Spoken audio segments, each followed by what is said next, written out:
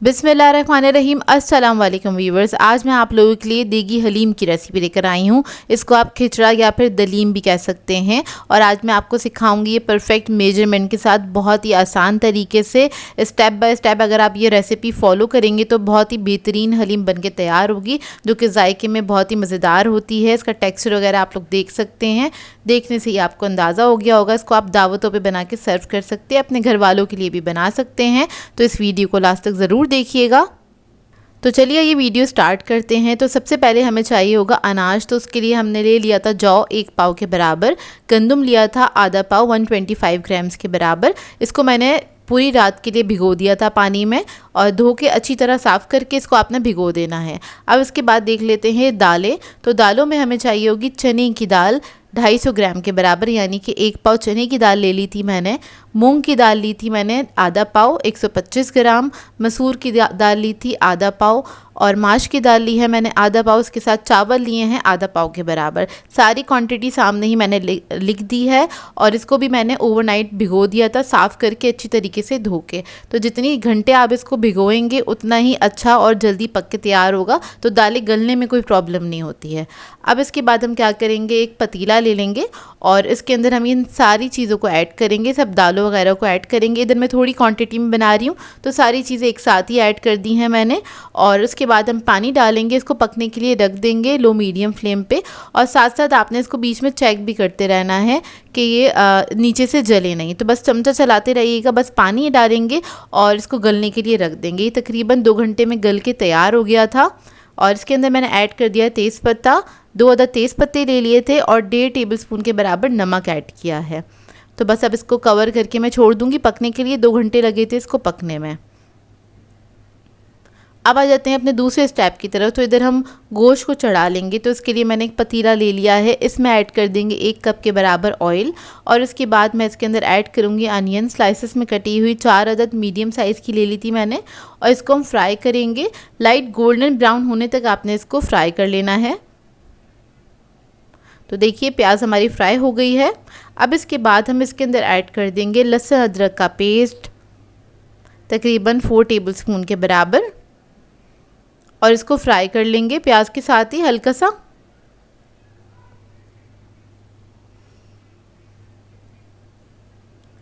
अब जैसे ही फ्राई हो जाएगा फिर हम इसके अंदर गोश्त ऐड कर देंगे। यहाँ पे मैंने 1.25 किलो के बराबर गोश्त लिया है और इसको मैंने बड़े पीसेस में कटवाया था ताकि रेशा अच्छा बन सके।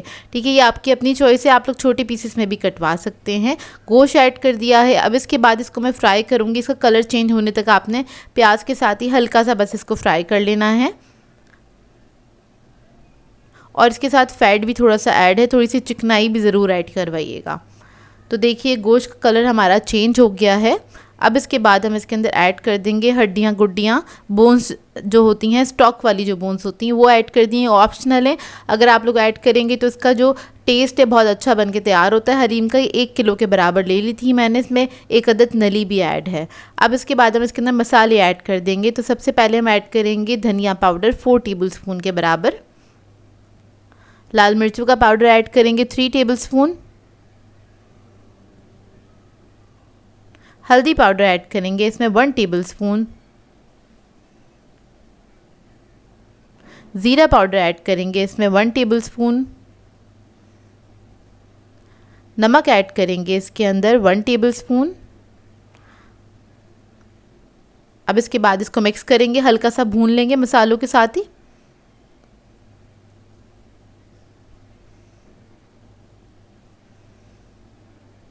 तो बस हल्का सा भूनने के बाद हम क्या करेंगे, इसमें पानी ऐड करेंगे इतना कि गोश्त हमारा गल जाए। मैंने तकरीबन 1 जग के बराबर पानी ऐड करा था और इसको मैंने गलने के लिए छोड़ दिया था मीडियम फ्लेम पे। इसको भी तकरीबन 2 से 2.5 घंटे लगे थे गलने में, क्योंकि मैंने इधर जो गोश्त लिया था उसके मैंने बहुत बड़े पीसेस कटवा लिए थे। आप लोग चाहें तो छोटे पीसेस भी कटवा सकते हैं, बोटी साइज़ के जो 2 इंच के पीसेस होते हैं। तो उससे क्या होगा, गोश्त आपका थोड़ा जल्दी गल जाएगा। और मेरे पास इधर तकरीबन 2 से 2.5 घंटे लगे थे इसको गलने में। अब इधर हम अपना गोश्त चेक कर लेते हैं। तो यहाँ पर जो है हमारा गोश्त बहुत अच्छे से गल चुका है और बीच बीच में आप चाहें तो जाके इसको चेक भी कर सकते हैं। और मैंने इसको मीडियम फ्लेम पे ही कुक किया था। तो देखिए गोश्त अच्छे से गल गया है। और बहुत अच्छे से सॉफ्ट हो गया है। तो अब हम क्या करेंगे, इसके अंदर से जो हड्डियाँ हमने इसमें ऐड करी थी वो सारी रिमूव कर देंगे, उसकी हमें ज़रूरत नहीं है, उसका स्टॉक निकल के आ गया है। बस ये सारी जो बोन्स हैं मैं अलग कर लूँगी और इन बोन्स के ऊपर जो भी बोटियाँ वगैरह लगी हुई हैं वो आप निकाल सकते हैं, वो इसके अंदर ऐड कर सकते हैं। तो देखिए सारी बोन्स मैंने अलग कर ली। अब इसके बाद आप लोग चाहें तो एक वुडन स्पून से इस तरह से इसको कूट सकते हैं गोश्त को, या फिर आप लोग ये कर सकते हैं पोटैटो मैशर ले लीजिएगा। मैंने यही किया था कि पोटैटो मैशर ले लिया था, उसकी मदद से मैंने इसको अच्छी तरीके से मैश कर लिया था। तो ये इस तरह से रेशा रेशा अलग हो गया था, बहुत आसानी से हो गया था।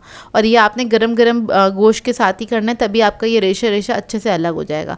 तो देखिए इधर हमारा गोश्त तो रेडी है। अब हम दालों को चेक कर लेते हैं। तो दालों को भी मुझे तकरीबन 2 घंटे लगे थे पकने में, और बीच में मैंने थोड़ा सा पानी भी ऐड किया था क्योंकि ज़रूरत थी इसके अंदर।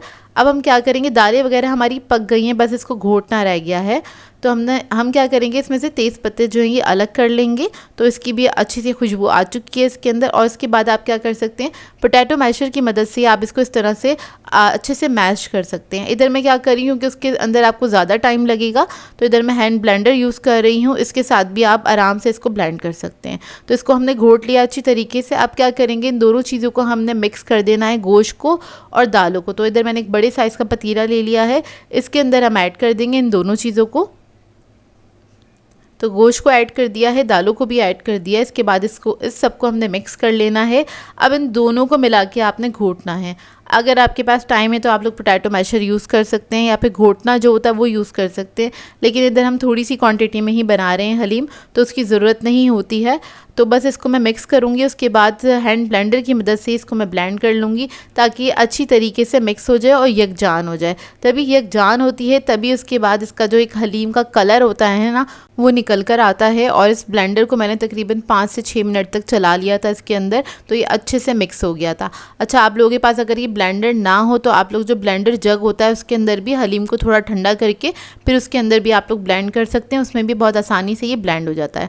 तो ये दोनों चीज़ें बहुत अच्छे से मिक्स हो गई हैं। अब हम क्या करेंगे, इसके अंदर कुछ मसाले ऐड करेंगे, और इधर मैं आपको टेक्सचर दिखा रही हूँ, देखें कितना अच्छा बन के ये तैयार हुआ है। अब हम इसके अंदर कुछ मसाले ऐड कर देंगे, जिसके अंदर मैंने जायफल जावित्री का पाउडर ऐड किया था 1/2 टीस्पून के बराबर। ये तीनों चीज़ें आपने लास्ट में ही ऐड करनी है। गरम मसाला ऐड करेंगे 1 टीस्पून। इसके अलावा हम इसके अंदर ऐड करेंगे चाट मसाला 2 टीस्पून के बराबर। तो ये तीनों चीज़ें आपने ऐड कर देनी है। अब इसके बाद हम क्या करेंगे, इसको मिक्स करेंगे। इसमें पहले पानी ऐड करेंगे। पानी आप लोग इतना ऐड कर दीजिएगा जितना कि आपको लगता है इसको पकाना चाहिए। मेरे हिसाब से इसको 45 मिनट्स तक और हमने कुक करना है, तो मैंने उसी हिसाब से पानी ऐड कर दिया था, ताकि हलीम नीचे लगे नहीं, क्योंकि इस वक्त बहुत थिक था हलीम। तो अगर मैं इसको इस स्टेज पे पकाती तो ये नीचे से जलना शुरू हो जाता। तो मैंने तकरीबन 2 से 2.5 गिलास के बराबर पानी ऐड किया, इसको मिक्स कर लिया अच्छी तरीके से। अब मैं कवर करके इसको मीडियम फ्लेम पे पकने के लिए छोड़ दूँगी 40 to 45 मिनट के लिए। उसके बाद ये हलीम रेडी हो जाएगा। तो ये आपने पकने के लिए मिक्स करने के बाद ज़रूर छोड़ना है, उसी से क्या होगा, इसका और कलर थोड़ा सा अच्छा सा एनहांस हो जाता है। और ये सारी चीज़ें यकजान होने के बाद जो पकती हैं तो इसका टेस्ट भी मिक्स हो जाता है। तो इसको पकाना ज़रूरी है। तो ये देखिए हलीम हमारा पक के तैयार हो गया है। और देखिए पतीले में आपको निशान नज़र आ रहा होगा साइड पे कि कितना कम हो गया, इतनी देर तक आपने इसको पकाना है। अब इसका हम तड़का रेडी कर लेते हैं। तो उसके लिए मैंने आधा कप ऑयल लिया है, आप लोग घी में भी इसका तड़का रेडी कर सकते हैं। इसके अंदर 1 अदद प्याज ले ली थी मैंने, इसको स्लाइस कर लिया था। इसको हम फ्राई करेंगे लाइट गोल्डन ब्राउन होने तक, और उसके बाद हलीम के ऊपर इसका हम तड़का लगा देंगे। तो देखिए हलीम हमारा रेडी है। इसके ऊपर आपने इस तरह से तड़का लगा देना है, और उसके बाद आप जो हरा मसाला है थोड़ा सा वो ऐड कर दीजिएगा, जिसके अंदर हम पुदीना ऐड करेंगे, अदरक ऐड करेंगे और थोड़ी सी हरी मिर्चें ऐड कर देंगे। ये हरा मसाला ऐड करने के बाद आपने क्या करना है, इसको मिक्स कर देना है इसी के अंदर, ताकि जो हरा मसाला है इसका भी एक फ्लेवर हलीम के अंदर आ जाए। इसको हमने पकाना नहीं है, चूल्हे पे से उतार दिया है मैंने। और आपने बस, क्योंकि हलीम इतना गर्म होता है और बहुत घंटों तक गर्म रहता है, तो इस स्टेज पे आपने बस इसको मिक्स कर देना है, ताकि हरे मसाले का अच्छा सा फ्लेवर इसके अंदर आ जाए। आई होप आपको ये रेसिपी समझ में आई हो। इसको ट्राई ज़रूर कीजिएगा और अपना फीडबैक ज़रूर दीजिएगा। मैं आप लोगों के लिए बहुत ही मज़ेदार से चना पुलाव की रेसिपी लेकर आई हूँ, जिसे बनाना बेहद आसान है और ये बहुत जल्दी बन के तैयार हो जाता है। इसको बनाने में ज़्यादा टाइम नहीं लगता है, और बच्चे बड़े सभी इसको शौक से खाना पसंद करते हैं, क्योंकि सभी का फेवरेट होता है। और थोड़ा मसालेदार पुलाव बनाएंगे हम, थोड़ा सा स्पाइसी भी होगा ये, जो कि बहुत टेस्टी बन के तैयार होता है। तो इस वीडियो को लास्ट तक ज़रूर देखिएगा। तो चलिए ये रेसिपी स्टार्ट करते हैं। इधर मैंने एक कढ़ाई ले ली है और इसके अंदर ऐड कर दिया है 1/3 कप के बराबर कुकिंग ऑयल। ऑयल मैं ज़्यादा नहीं ऐड कर रही हूँ, थोड़ा कम ही ऐड किया है इसके अंदर। फिर मैं इसके अंदर ऐड कर दूँगी प्याज। तो एक छोटी साइज़ की प्याज ले ली थी मैंने, उसको मैंने स्लाइस करके इसमें ऐड कर दिया। इसको हल्का सा हम फ्राई करेंगे, लाइट गोल्डन ब्राउन होने तक, बस आपने इसको फ्राई करना है। उसके बाद हम इसके अंदर साबुत गर्म मसाला ऐड करेंगे। तो सबसे पहले मैं ज़ीरा ऐड करूँगी 1 टीस्पून के बराबर, और फिर हम इसके अंदर ऐड करेंगे लौंगे 4 से 5 अदद।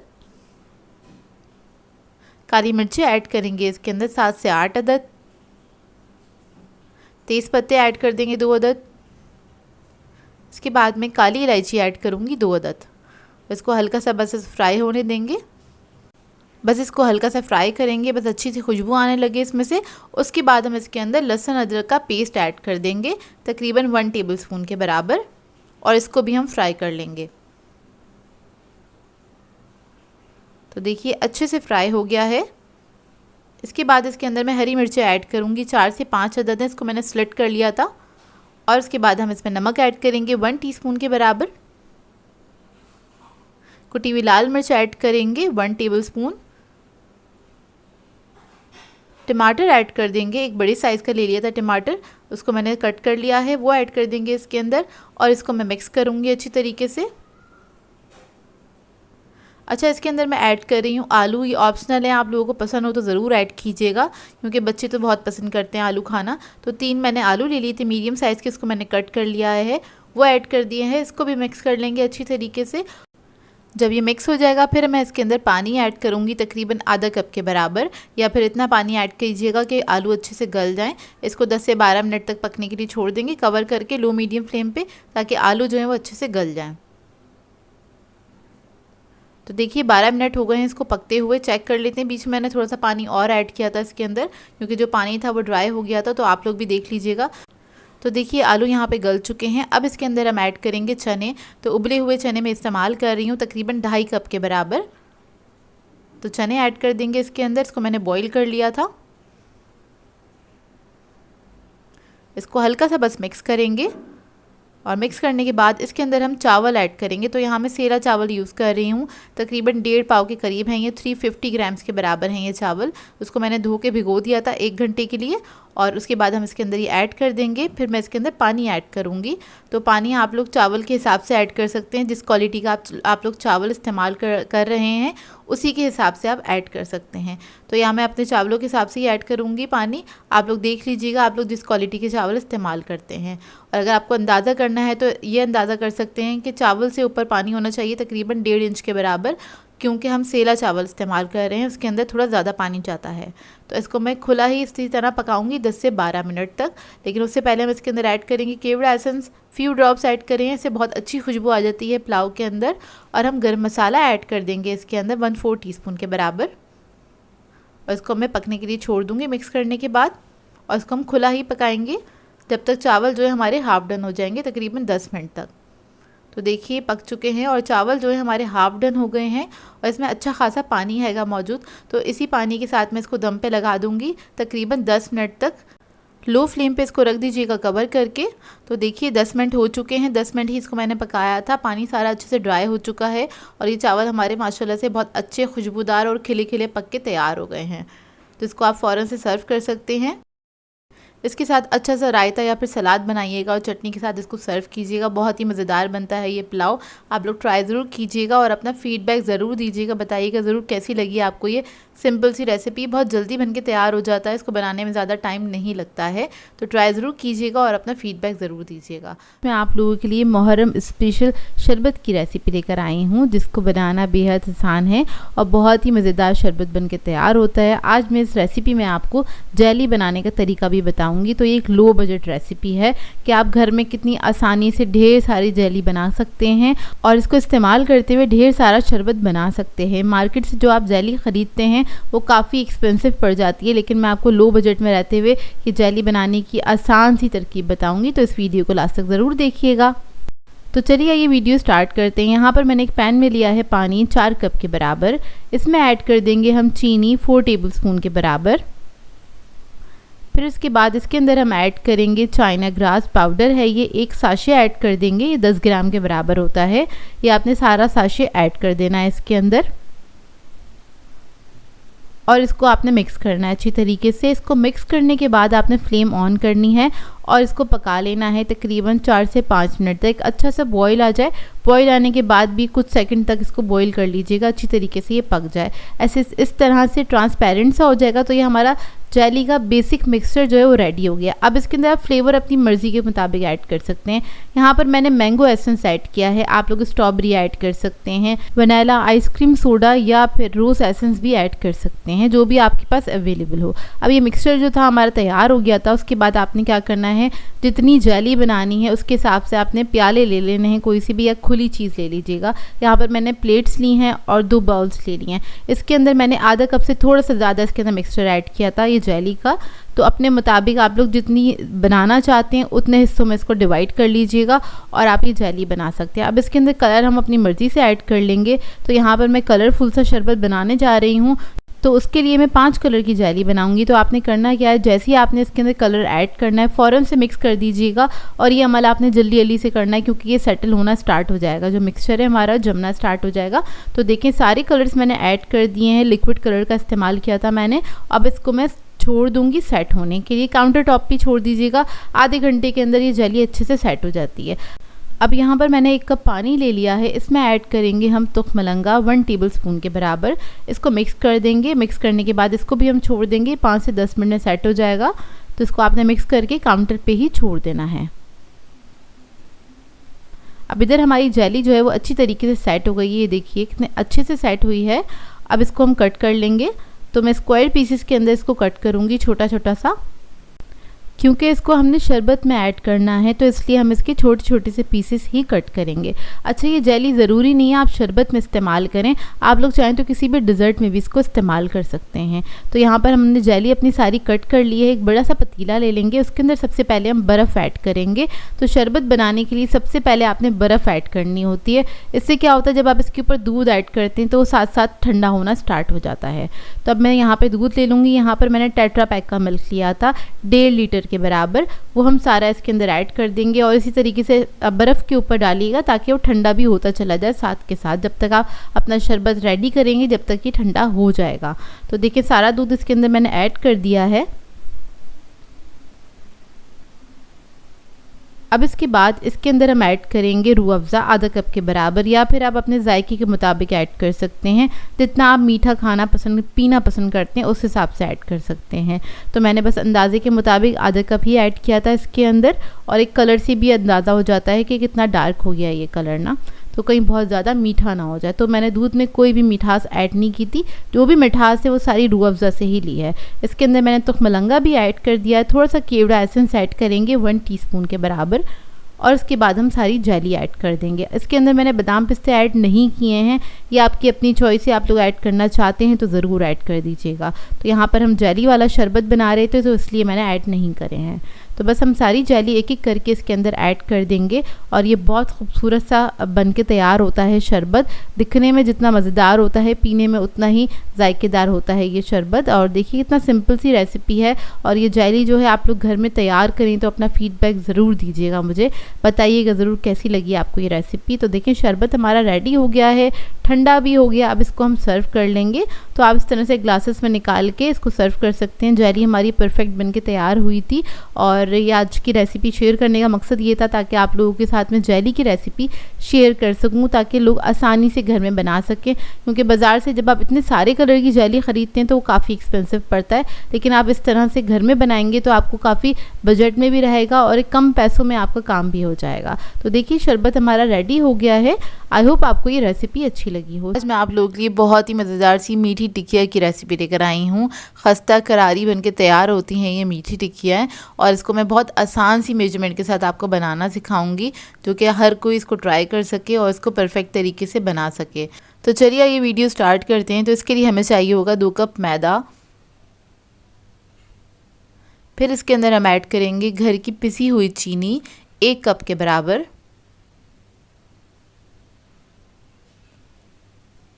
और फिर मैं इसके अंदर ऐड करूँगी सूजी आधा कप,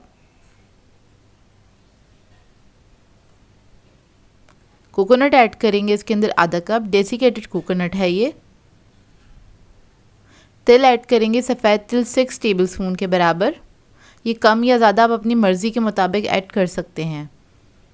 इलायची पाउडर ऐड करेंगे इसके अंदर 1 टीस्पून के बराबर और सब चीज़ों को मिक्स कर लेंगे अच्छी तरीके से। और मिक्स करने के बाद इसके अंदर हम ऐड करेंगे घी। तो घी को मैंने मेल्ट कर लिया था, हल्का सा गर्म है ये, 1/4 कप के बराबर है ये। नीम गर्म होना चाहिए घी। और अब हम इसको मिक्स कर लेंगे अच्छी तरीके से। अच्छा, आप लोग कोई भी मेजरमेंट का कप यूज़ कर रहे हो जो आपके घर में मौजूद हो तो उसी से सारी चीज़ों को मेजर करिएगा तो बिल्कुल परफेक्ट बन के तैयार होंगी ये। तो ये देखिए कुछ इस तरह से हो जाएंगी ये। अब इसके बाद हमें दूध चाहिए होगा। दूध मेरा रूम टेम्परेचर पे है और मैंने आधा कप दूध लिया है। इसके अंदर थोड़ा थोड़ा सा करके ऐड करेंगे और एक अच्छा सा डो बना लेंगे। अच्छा, इसका डो ना ही बहुत ज़्यादा सख्त बनाइएगा, ना ही बहुत ज़्यादा आपने नरम बनाना है, नरम भी नहीं होना चाहिए, बस मीडियम से आपने डो बनाना है। जिस तरह से हम नॉर्मल घर की रोटी का आटा बनाते हैं उसी तरह से बनाना है। बस आपने इस बात का ख्याल रखना है, दूध आपने कम कम ऐड करना है क्योंकि इसके अंदर शुगर ऐड है, इसलिए दूध इसके अंदर कम ही जाएगा। तो देखिए जब ये सारा मिक्सचर सिमट जाए अच्छी तरीके से, उसके बाद आपने क्या करना है, इसको पंच लगाने हैं जिस तरह से हम नॉर्मल आटा गूंथते हैं। 1 मिनट तक मैं इसी तरह से इसका आटा गूंथूंगी ताकि थोड़ा सा स्मूथ हो जाए। और मैं इसका टेक्सचर बता दूं, जब आप इसको हाथ में पकड़ेंगे तो ये हल्का सा स्टिकी होगा, चीनी की वजह से स्टिकी होगा। तो इतना ही स्टिकी होना चाहिए क्योंकि हमने इसके अंदर सूजी डाली है। तो अब मैं इसको रख दूँगी 10 मिनट के लिए रेस्ट के लिए। और दूध जो है मेरा थोड़ा सा बच गया है, ये देखिए इतना सा। टिक्कियों को फ्राई करने के लिए हमें चाहिए होगा एक पैन। ये टिक्कियों को हम घी में फ्राई कर रहे हैं। घी में फ्राई करने से टिक्कियाँ बहुत खस्ता करारी बन के तैयार होती हैं। तो इधर मैंने पैन में ऐड कर दिया है। लो मीडियम फ्लेम पे मैं इसको गर्म होने के लिए छोड़ दूँगी। और इतने में हम देख लेते हैं अपने टिक्कियों के डो को। तो इसको सिर्फ मैंने 10 मिनट के लिए ही रखा था, ज़्यादा देर के लिए नहीं रखा था। और ये रेडी है टिक्कियाँ बनाने के लिए। इसको मैं निकालूंगी, आधा मैंने पोर्शन निकाला है, उसको हल्का सा हमने स्मूथ कर लेना है। और उसके बाद इसको हम बेलना स्टार्ट करेंगे। अच्छा, इसको बेलने के लिए आपने मैदा वगैरह यूज़ नहीं करना है। अगर बहुत ज़्यादा स्टिकी हो रहा है आपका, तब आप बहुत हल्का सा मैदा यूज़ कर सकते हैं, लेकिन कोशिश कीजिएगा आपने मैदा नहीं यूज़ करना है इसको बेलते वक्त। वैसे ज़रूरत नहीं पड़ती है। तो बस इसको आपने बेल लेना है। बहुत ज़्यादा पतला नहीं बेलिएगा, बहुत ज़्यादा मोटा भी नहीं बेलिएगा। 1/4 इंच के बराबर इसको आपने मोटा बेलना है। बहुत ज़्यादा पतला कर देते हैं तो वो टूटने लग जाती हैं और वो अच्छी नहीं लगती हैं। और अगर बहुत मोटी होती हैं तो अंदर से कच्ची रह जाती हैं। तो ये देखिए इतना ही मोटा रखा है मैंने। अब इसी तरह से मैं इसको बेल के सारी टिक्कियों को कट कर लूँगी और इसको हम एक साइड पे रख लेंगे। और जो ये बाकी का डो बच गया है, इसका हम दोबारा से पेड़ा बनाएंगे और इसको बेलेंगे। इसमें से दोबारा से टिक्कियाँ हम कट कर लेंगे। तो देखिए घी हमारा गर्म हो गया है अच्छी तरीके से। इसके अंदर हम एक एक करके टिक्कियाँ ऐड कर देंगे। बहुत ज़्यादा नहीं ऐड करिएगा, एक साथ थोड़ी थोड़ी सी करके ही फ्राई करेंगे। और जब आपने घी के अंदर टिक्कियाँ ऐड करनी है तो आपने फ्लेम थोड़ी सी बढ़ा देनी है। लो मीडियम फ्लेम पे ही इसको आपने फ्राई करना है।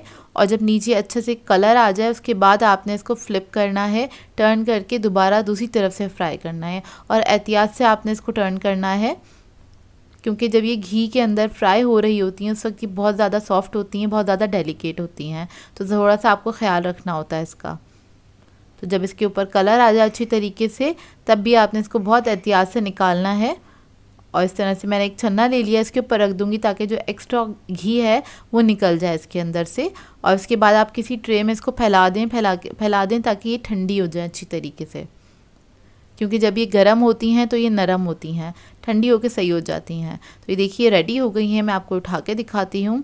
और ये बहुत ही मज़ेदार बनती हैं, आप इस रेसिपी को ज़रूर ट्राई कीजिएगा। तो ये देखिए माशाल्लाह से बहुत अच्छी, बहुत खस्ता करारी बन के तैयार हुई थी। आई होप आपको ये सिंपल सी रेसिपी अच्छी लगी होगी। आज मैं आप लोगों के लिए बहुत ही मज़ेदार सी चिकन बिरयानी की रेसिपी लेकर आई हूँ। बहुत ही सिंपल सी रेसिपी है ये बिरयानी की, जिसमें हम बहुत ज़्यादा मसालों का इस्तेमाल नहीं करेंगे। कम मसालों के साथ बहुत ही बेहतरीन बिरयानी बन के तैयार हो जाती है।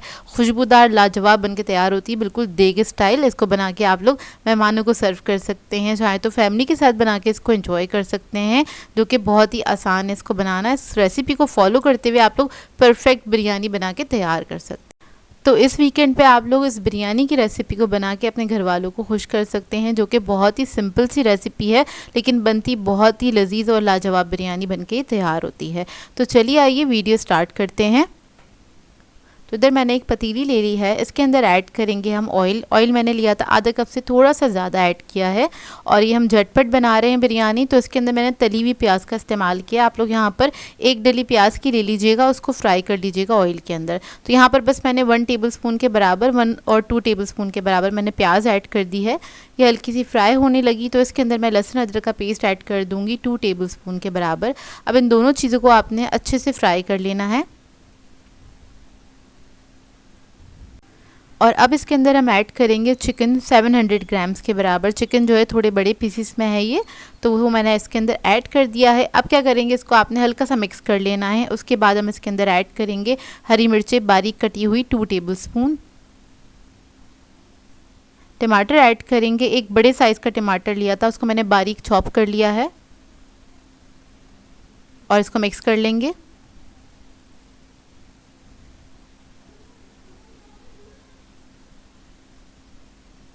अब इसके बाद इसके अंदर हम लाल मिर्चों का पाउडर ऐड करेंगे 1 टीस्पून, हल्दी पाउडर ऐड करेंगे 1/2 टीस्पून,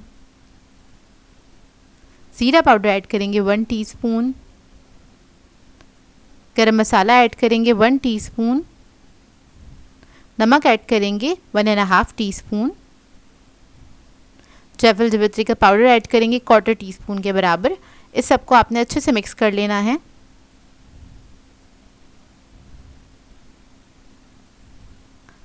मसाले के साथ अच्छे से आपने मिक्स करना है। और इसके अंदर हमने टमाटर वगैरह छोटे पीसेस में डाले हैं तो वो जल्दी गल जाएंगे और इसको पकने में भी ज़्यादा टाइम नहीं लगेगा। अब इसके बाद आखिर में हम ऐड करेंगे दही 1 कप के बराबर। दही को मैंने अच्छे से फेंट लिया था, इसके अंदर कोई लम्स नहीं होने चाहिए और दही को आपने मिक्स करना है अच्छी तरीके से इसके साथ ही। अब जो दही वाला प्याला था उसके अंदर मैं पानी ऐड करूँगी तकरीबन आधा कप के बराबर, और वो मैं इसके अंदर ऐड कर दूँगी। तो इसके अंदर हमें बहुत ज़्यादा पानी ऐड करने की ज़रूरत नहीं है क्योंकि इसके अंदर हमने दही ऐड किया हुआ है, वो दही के पानी में भी गल जाएगा चिकन जो है अच्छे से। अच्छा, थोड़ा सा हम इसके अंदर केवड़ा एसेंस ऐड करेंगे, तो इस स्टेज पर आपने ऐड करना है। उसके बाद आपने पानी ऐड कर देना है, इसको मिक्स करेंगे और कवर करके छोड़ देंगे पकने के लिए तकरीबन 15 मिनट के लिए।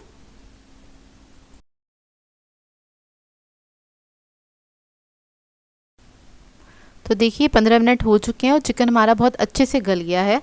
इसको मिक्स कर लेंगे और जो आपने लिक्विड है ना वो इतना ही रखना है, थोड़ा लिक्विड ही रखेंगे इसके मसाले को।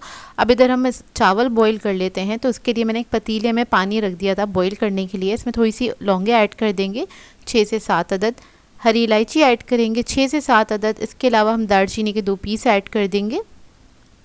जीरा ऐड करेंगे 1 टीस्पून, नमक ऐड करेंगे तकरीबन 1 टेबलस्पून,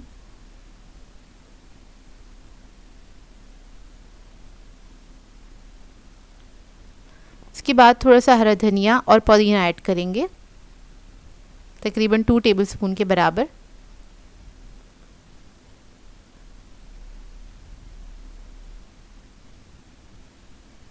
अब इसके बाद इसको मिक्स करेंगे। मिक्स करने के बाद इसके अंदर हम चावल ऐड कर देंगे। तो चावल मैंने तकरीबन 1 घंटे पहले भिगो के रख दिए थे।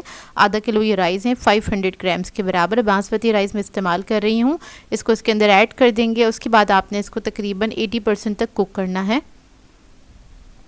और इसको पकने में तकरीबन 15 से 20 मिनट लगेंगे। एक बार मिक्स करेंगे और इसको पकने के लिए छोड़ देंगे।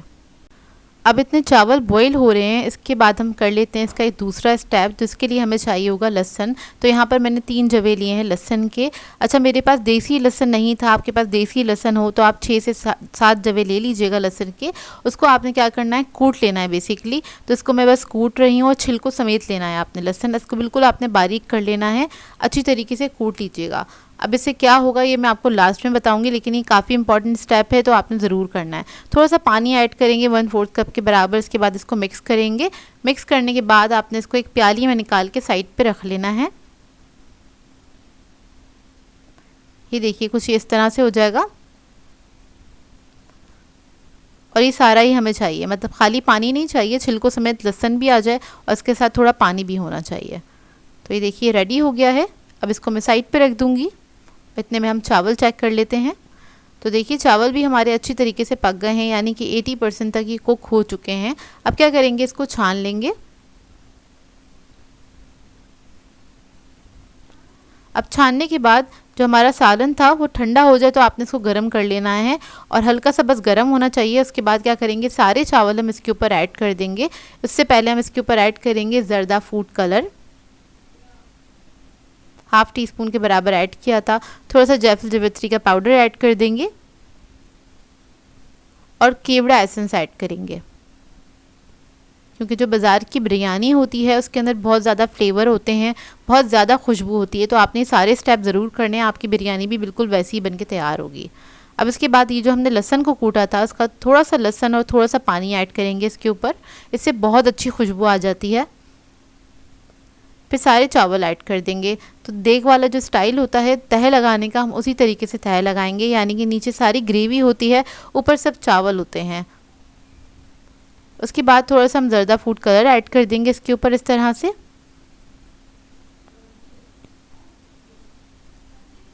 ये ऐड करने के बाद आपने जो लहसुन हमने कूटा था ना, वो सारा पानी इसके ऊपर ऐड कर देना है, छिलको समेत ऐड करना है। इससे बहुत अच्छा फ्लेवर आता है, बहुत अच्छी फ्रेग्रेंस आ जाती है। आप लोग इस तरह से एक बिरयानी बनाएंगे ना तो आप लोगों को बहुत अच्छी लगेगी और बहुत थोड़ा सा डिफरेंट फ्लेवर लगेगा जो नॉर्मल बिरयानी बनाते हैं उससे।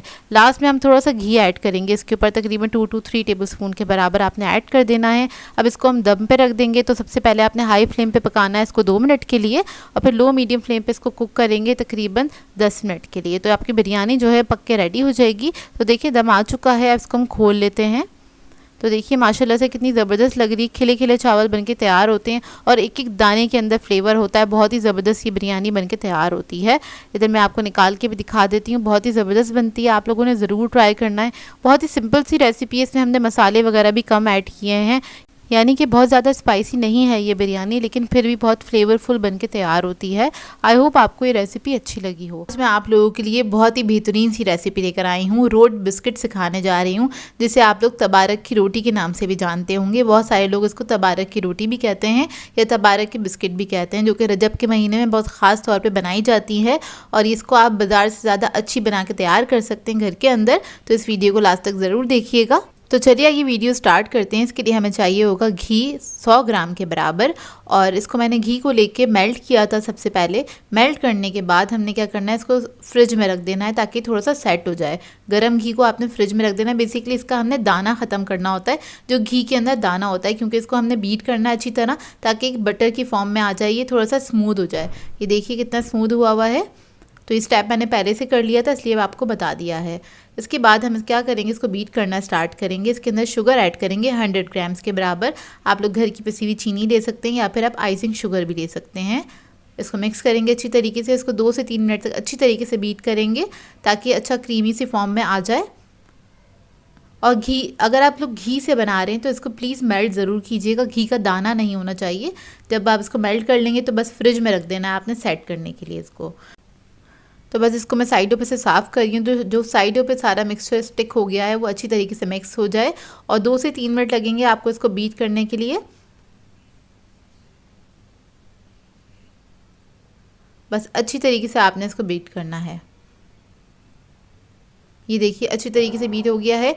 अब इसके अंदर हम ऐड करेंगे अंडा। तो अंडा हमें ऐड करना है इसमें आधा। तो पहले हम अंडे को फेंट लेंगे, साबुत अंडे को अच्छी तरीके से फेंट लीजिए। उसके अंदर से आधा मिक्सचर जो है हम इसके अंदर ऐड कर देंगे, मिक्सचर नहीं, आधा अंडा ऐड कर देंगे इसके अंदर, और इसको भी हम बीट कर लेंगे। आधा अंडा हम रख देंगे, वो बाद में हम इस्तेमाल करेंगे 10 सेकंड के लिए। बस इतना ही मिक्स करना है इसको कि अंडा अच्छी तरीके से इसमें ना मिक्स हो जाए, इतना ही बीट करना है आपने इसको।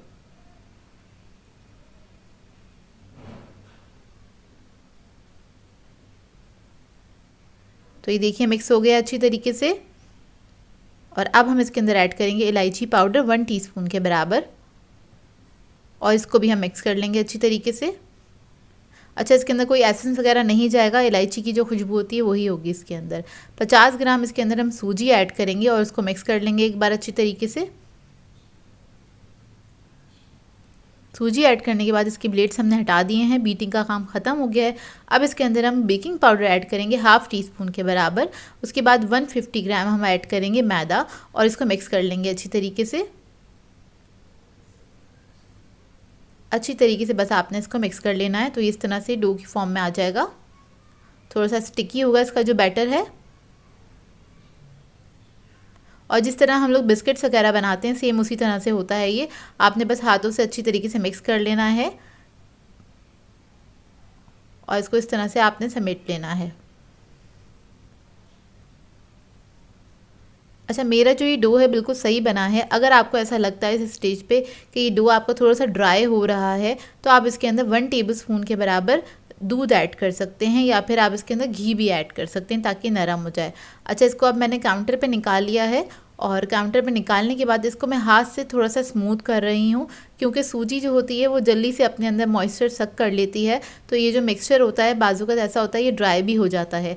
तो अगर ड्राई हो जाए तो मैं आप लोगों को बता रही हूँ, तो आप इसके अंदर 1 टेबलस्पून दूध ऐड कर सकते हैं। बहुत ज़्यादा नहीं ऐड कीजिएगा, बस इतना ही ऐड कीजिएगा कि ये आराम से इसके अंदर से बिस्किट्स बन सकें। तो ये देखिए, बस इसको मैंने अच्छी तरीके से मैश कर लिया है, क्योंकि हाथों की गर्मी की वजह से भी मक्खन या जो घी होता है वो मेल्ट हो जाता है, तो डो हमारा सही हो जाता है। तो ये देखिए, इसको अब हम बेल लेंगे। इसका जो डो है थोड़ा सा इसी टाइप का होता है, थोड़ा क्रैकी होता है। अगर आप लोगों ने नान खताइयाँ बनाई हैं तो आप लोगों को आइडिया होगा, बिल्कुल उसी तरह का इसका डो होता है ये। तो देखिए, इधर मैंने एक कुकी कटर ले लिया है। वैसे तो रोड जो होते हैं बड़े साइज़ के होते हैं, पेटीज़ का कटर है ये, और उससे मैं इसको कट कर लूँगी। तो मैं बहुत बड़े साइज़ के नहीं बना रही हूँ, दरमियाने साइज़ के ही बना रही हूँ। ये आपके ऊपर डिपेंड करता है आप किस साइज़ के बनाना चाहते हैं। तो इसको मैंने जो बेला था तकरीबन 1/4 इंच के बराबर का बेला था। इससे ज़्यादा मोटा नहीं रखेगा, क्योंकि घर के जो हमारे ओवन्स होते हैं वो छोटे होते हैं, इतने बड़े साइज़ के नहीं होते हैं। तो क्योंकि बेकरीज वगैरह पे तो काफ़ी बड़े साइज़ के मिल रहे होते हैं। तो देखें, इसको मैं इतना मोटा ही बेला है। अब मैंने इधर एक बेकिंग ट्रे ले ली है, उसके अंदर बटर पेपर लगा दिया था, ग्रीस नहीं किया है। इसको ग्रीस करने की ज़रूरत नहीं है। इसके ऊपर रख देंगे, इसको सेट कर लेंगे और उसके बाद ऊपर हमने इसके ऊपर लगाना है अंडा। जो हमने बचाया था वही अंडा मैं यूज़ कर रही हूँ। तो इसके ऊपर हम एग ब्रश कर देंगे अच्छी तरीके से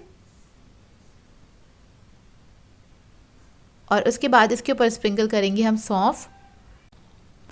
और ओवन को मैंने प्री हीट करने के लिए रख दिया था 150 डिग्री पे। 10 मिनट पहले ही आप इसको प्री हीट करेंगे ओवन को, और पतीले की टाइमिंग मैं आगे मेंशन कर दूंगी। तो देखिए, सौंफ मैंने इसके ऊपर डाल दी है। इसके बाद मैं ले लूँगी पॉपी सीड्स यानी कि खसखस, वो थोड़े से हम इसके ऊपर स्प्रिंकल कर देंगे। इसका टेस्ट बहुत अच्छा आता है इसके साथ। ये कम या ज़्यादा आप अपनी मर्ज़ी के मुताबिक ऐड कर सकते हैं, जैसे आपको पसंद हो। और फिर मैं इसके ऊपर ऐड करूँगी पिस्ता। पिस्ता ऑप्शनल है, आप लोग चाहें तो ऐड कर सकते हैं, ना चाहे तो ना भी करें। थोड़ा सा पिस्ता स्प्रिंकल करने के बाद इसको मैं थोड़ा सा ऊपर से दबा दूंगी ताकि इसके ऊपर ये स्टिक हो जाए, चिपक जाए सारा कुछ इसके ऊपर। तो ये देखिए, इस तरह से हल्के हाथ से। और अब मैं इसको बेक करने के लिए रख दूंगी।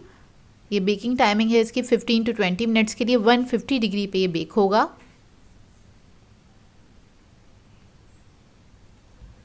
तो ये देखिए, 20 मिनट्स में ही बेक होकर आ गए थे, बहुत अच्छे बेक हुए हैं। अब इसको मैं ठंडा करने के लिए छोड़ दूंगी काउंटर पे ही, और जब ये ठंडे हो जाएंगे तब इसको हम सर्व करेंगे। तो देखिए, ठंडे हो चुके हैं, मैं आपको दिखा देती हूँ। बिल्कुल परफेक्टली बेक हुए हैं, घर में बहुत अच्छे से बन जाते हैं ये। आप लोग ज़रूर ट्राई कीजिएगा, बहुत आसान सी रेसिपी है, और अपना फीडबैक ज़रूर दीजिएगा मुझे।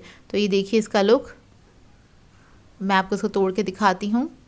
ये देखिए, और ये बहुत मज़ेदार बने थे, जायके में बहुत अच्छे थे। मैं आप लोगों के लिए बहुत ही मज़ेदार सी रेसिपी लेकर आई हूँ। सेवइयाँ खीर सिखाने जा रही हूँ, जो कि मिनटों में बनके तैयार हो जाती है। बहुत ही आसान रेसिपी है, और यकीन मानिए एक बार आप इसको खाना स्टार्ट करेंगे ना, आपका हाथ नहीं रुकेगा। और ये इतनी ही सिंपल बनके तैयार होती है कि इसके अंदर ना ही हम लोग पाउडर मिल्क का इस्तेमाल करेंगे, ना ही कंडेंस मिल्क, ना ही कोई क्रीम डालेंगे, फिर भी इतनी क्रीमी, स्मूथ और बेहद मज़ेदार बनके तैयार होती है। इस मज़ेदार से मीठे को इस रबी अव्वल के मौके पर ज़रूर बनाइएगा। ये 10 से 15 मिनट में बनके तैयार हो जाता है। तो चलिए आइए वीडियो स्टार्ट करते हैं। करते हैं। तो यहाँ पर मैंने एक पैन ले लिया है, इसमें ऐड कर देंगे 1 टेबलस्पून के बराबर घी। उसके बाद मैंने इसमें नट्स ऐड किए हैं आधा कप के बराबर। बादाम पिस्ते लिए, आप लोग अपनी मर्ज़ी के मुताबिक काजू किशमिश नारियल जो भी ऐड करना चाहते हैं कर सकते हैं। तो इधर मैंने असली घी लिया था और इसके अंदर बस इसको फ्राई कर लिया है हल्का सा, बस खुशबू आने तक, इसका कलर चेंज होने तक आपने इसको फ्राई करना है। इसके बाद हमें चाहिए होंगी मोटी सेवइयाँ, ये इजीली मार्केट से मिल जाती हैं, मैंने 1 कप के बराबर ली हैं। इसको भी हम भून लेंगे, हल्का सा भूनना है चंद सेकंड के लिए, बहुत ज़्यादा नहीं भूनिएगा इसको।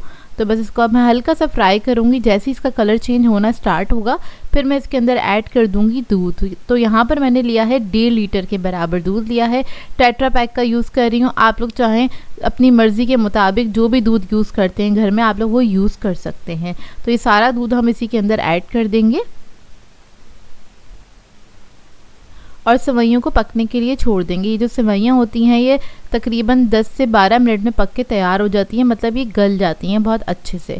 अब इसको मैं पकने के लिए छोड़ दूंगी और आ जाते हैं, देख लेते हैं अपना दूसरा स्टेप जो कि हम खीर बना रहे हैं। तो ये मिनटों में कैसे बनेगी। तो यहाँ पर हमें चाहिए होगा चावल का आटा 2 टेबलस्पून के बराबर और इसके अंदर मैं थोड़ा सा पानी ऐड करूँगी, आप लोग चाहें तो दूध भी ऐड कर सकते हैं। इसको बस डिज़ोल्व कर लेंगे अच्छी तरीके से, इसके अंदर कोई लम्प्स नहीं बनने चाहिए। तो चावल का आटा ऐड करेंगे तो इसके अंदर एक खीर वाला टेक्सचर भी आ जाएगा और जायका भी आ जाएगा और ये क्रीमी बन के तैयार होगी। तो जैसे ही हमारी सेवइयाँ गल जाएंगी या 80% तक भी गले ना, तब आपने ये ऐड कर देना है चावल का आटा जो हमने घोल लिया था अच्छे से और इसको मिक्स करेंगे। ये ऐड करने के बाद आपने 5 मिनट इसको कुक करना है अच्छे से।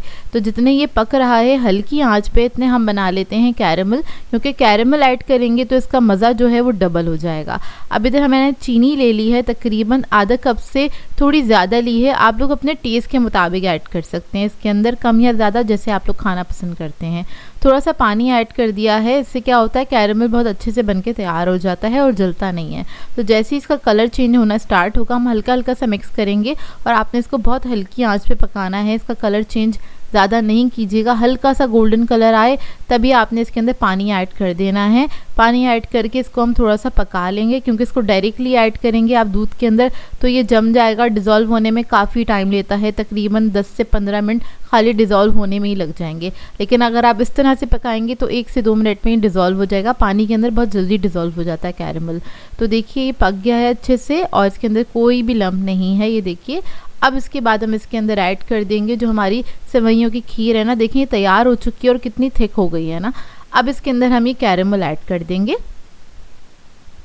तो आपने सारा कैरेमल इसके अंदर ऐड कर देना है और इसको मिक्स करेंगे और देखिए इसका कलर कितना खूबसूरत आ जाता है और इसका जायका भी डबल हो जाता है। जिस तरह से कैरेमल खीर बन के तैयार होती है सेम वैसे ही जायका इसका निकल के आता है। तो देखिए इसको बस मिक्स करेंगे अच्छे से और जो नट्स थे ना उसको मैंने मोटा मोटा कूट लिया था तो वो मैं थोड़े से इसके अंदर ऐड कर दूंगी। अब आप लोग चाहते हैं तो इस स्टेज पे आप लोग इलायची केवड़ा एसेंस जो आपको दिल चाहता है आप ऐड कर सकते हैं, लेकिन मैंने नहीं ऐड किया था क्योंकि खाली नट्स का फ्लेवर ही इसके लिए इनफ था, मतलब वो ही काफ़ी था। और नट्स के साथ ये बहुत ही मज़ेदार बन के तैयार हुई थी क्योंकि नट्स को हमने फ्राई कर लिया था। जब नट्स को फ्राई कर लेते हैं तो उसका टेस्ट वैसे ही बहुत ज़्यादा बढ़ जाता है। तो देखें कैरेमल ऐड करने के बाद इसको मैंने सिर्फ 2 से 3 मिनट पकाया था। अब मैं फ्लेम ऑफ कर दूंगी, उसको थोड़ा रूम टेम्परेचर पे ठंडा करूंगी, उसके बाद आप इसको सर्विंग डिश में निकाल सकते हैं। तो देख रहे हैं ना कितनी क्रीमी और मज़ेदार लग रही है और ये खाने में बहुत ही मज़ेदार थी।